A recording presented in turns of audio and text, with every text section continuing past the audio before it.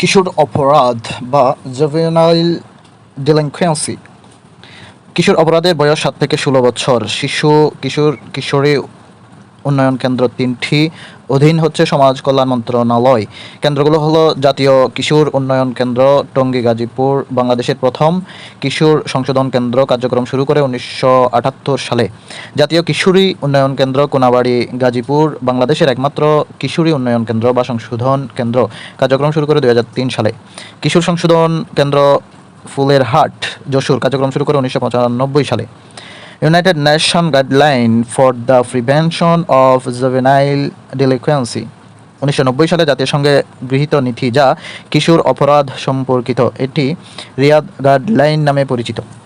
দুর্নীতি বা করাপশন। সাধারণত দুর্নীতি বলতে সরকারি আমলাতান্ত্রিক ব্যবস্থায় ঘুষের লেনদেন, স্বজনপ্রীতি, প্রতারণা, রাজনৈতিক নেতৃবৃন্দ ও আমলাদের ক্ষমতার অপব্যবহার ইত্যাদিকে বোঝায়। বাংলাদেশের উন্নয়নের প্রধান অন্তরায় হচ্ছে দুর্নীতি। দুর্নীতির মূল কারণ মূল্যবোধ ও নৈতিকতার অবক্ষয়। দুর্নীতি দমন কমিশন গঠিত হয় 2004 সালের 21শে নভেম্বর। প্রধান কার্যালয় সেগুনবাগিচা, ঢাকা। সদস্য 3, একজন চেয়ারম্যান, 2 জন সদস্য। প্রথম চেয়ারম্যান বিচারপতি সুলতান হোসেন। বর্তমান চেয়ারম্যান মোহাম্মদ মুঈনুদ্দিন আবদুল্লাহ। ষষ্ঠ মেয়াদ হলো 5 বছর। দুর্নীতি বিরোধীর জরুরি হেল্পলাইন নাম্বার হচ্ছে 106। দুদক সাংবিধানিক প্রতিষ্ঠান নয়।